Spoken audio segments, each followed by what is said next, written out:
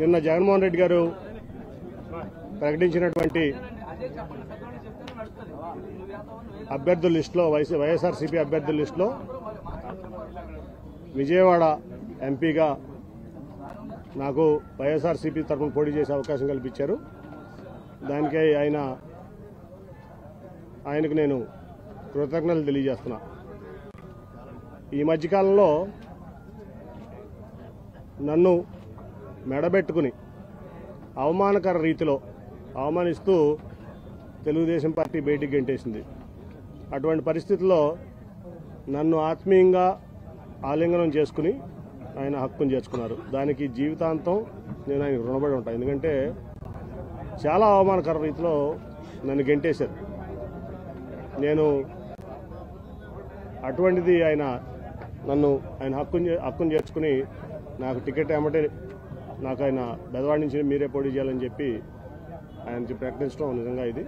ఇప్పుడు మనం చూసాం చంద్రబాబు నాయుడు గారి ఎజెండా ఏంటంటే సింగిల్ పాయింట్ ఎజెండా. ఆయన కుమారుడు లోకేష్ గారిని ముఖ్యమంత్రి చేసుకోవడం తప్ప ఆయనకి వేరే ఏం ఎజెండా లేదు. నేను మొన్న కూడా చెప్పా, 2014 నుంచి 2019 వరకు నేను ఇక్కడ విజయవాడ ఎంపీని. ఒక 100 కోట్లు మీరు విజయవాడకి ఇచ్చారా అని నేను అడిగాను.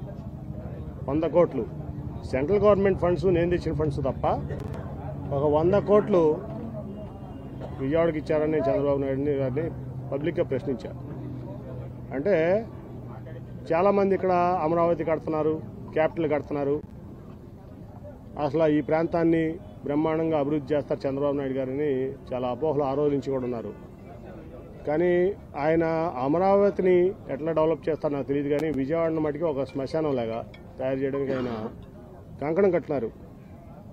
ఆయన ఒక ఓల్డ్ సిటీ చార్మినార్ లాగా విజయవాడను తయారు చేయాలని ఆయన యొక్క లక్ష్యం. ఎందుకో కానీ నాకు తెలియదు, విజయవాడ అంటే ఆయనకి చాలా చిన్నచూపు. మొదటి నుంచి కూడా ఇక్కడ ప్రజలన్నా విజయవాడ అన్నా ఆయన చాలా చిన్నచూపు. ఎప్పుడో ఆయన రైల్వే స్టేషన్లో ఎవరో టాక్సీ డ్రైవర్లో ఎవరో అవమానపరిచారంట. ఎప్పుడు ఆయన కెరీర్ రాజకీయ జీవితంలో కొత్తగా అదే చెప్తాడు మాకు ఎప్పుడు చెప్పిన ఆయన. ఈ విజయవాడ అంటే ఆయన చాలా చిన్నచూపు. అందుకనే అన్ని రకాలుగా ఆయన చేయకపోయినా ఏదో నాకున్నటువంటి దీంట్లో ఈ ప్రాంతాన్ని చిత్తచూపుతో నేను తెచ్చుకున్నాను. ఆ రోజున ఎయిర్పోర్ట్ కూడా వద్దనుకున్నాడు ఆయన. ఇక్కడ 5,000 ఎకరాల్లో అమరావతిలో ఎయిర్పోర్ట్ పెడదాం,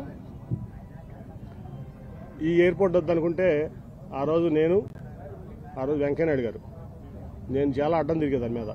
ఈ ఎయిర్పోర్ట్ ముందు పూర్తి చేయండి, తర్వాత 5,000 ఎకరాలు పూర్తి చేద్దాం అంటే వెంకయ్యనాయుడు గారు, సుజనా చౌదరి గారు మరి నేను పట్టుబడితే ఆ రోజున ఆ ఎయిర్పోర్ట్ అయినా ఈ రకంగా 1,000 కోట్లు సెంట్రల్ గవర్నమెంట్ ఫండ్ వచ్చింది, రూపాయికి స్టేట్ గవర్నమెంట్ ఇచ్చింది లేదు.